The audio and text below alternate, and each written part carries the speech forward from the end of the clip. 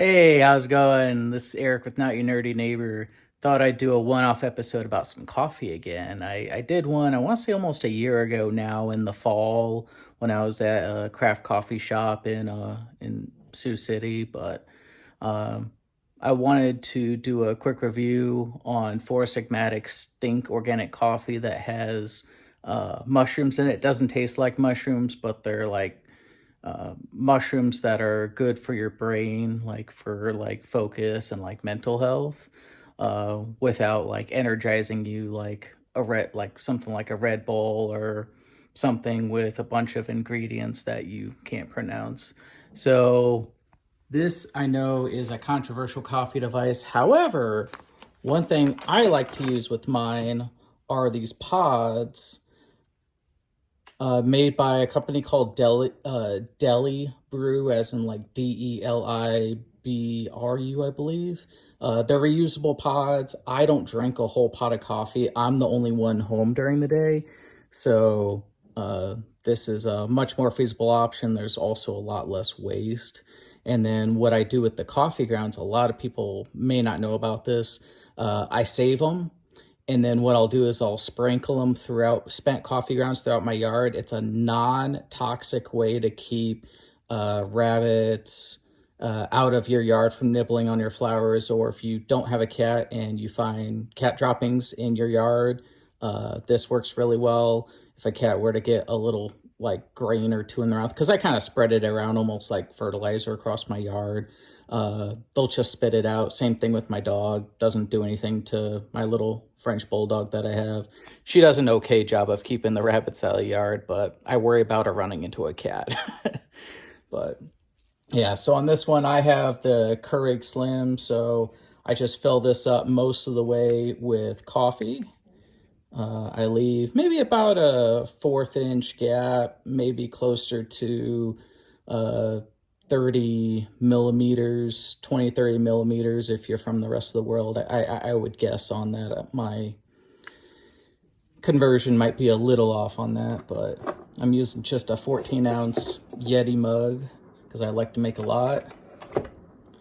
And then I'm going to do the 10-ounce setting because after I do this review, I might throw a little creamer in it. But I always try my coffee plain before I put anything in. Flavored coffees, I like to put either monk fruit or a little stevia in there. I try to avoid like white sugar as much as possible so I can still taste the coffee but not have it too sweet or add in too much extra sugar. I know some people like to put a little bit of honey in. I like that too occasionally. That tastes pretty good. So, but yeah, and then the nice part about those reusable ones, you don't have to empty them out and put them in your recycling. I know there's a lot of controversy about them, like making it to landfills, but most, if you have a recycling company that comes to your house, you may want to check the little numbers that are inside the triangle on the bottom of the pod. I don't have a pod to show you, but I'm sure a lot of people are familiar with those white Keurig pods. If you empty out the coffee or tea contents and then put them into your recycling bin, they can be recycled. But this is just taking it one step further. So, and then it allows me to buy ground or whole bean coffee and grind it myself instead of just relying on buying like a 48 pack of like Dunkin' Donuts hazelnut, which is one of my like bulk produced favorites. I can buy it in a bag in a much smaller amount because I'm the only one in my house that drinks coffee. But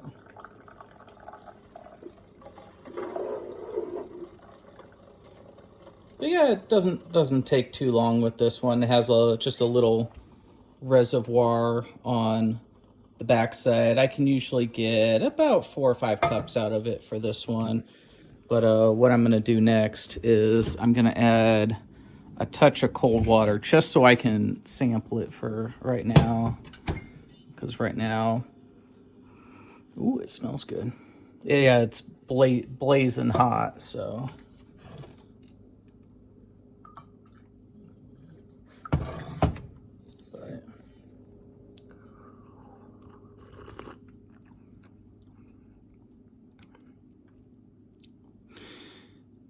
But Yeah, it definitely has a very unique taste. It's not super strong like a hazelnut or any of your other flavored coffees, but it definitely tastes good. It doesn't taste burnt either. Some coffee can taste burnt, but this one has lion's mane and chaga mushrooms in it. I buy it as a one-off here and there to kind of switch up my coffee mix, but what I picked up this winter, I'll pull this out.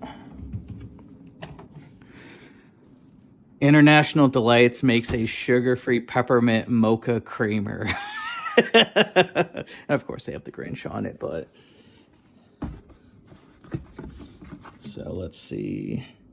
Just gonna add a touch. I don't add too much creamer to my coffee.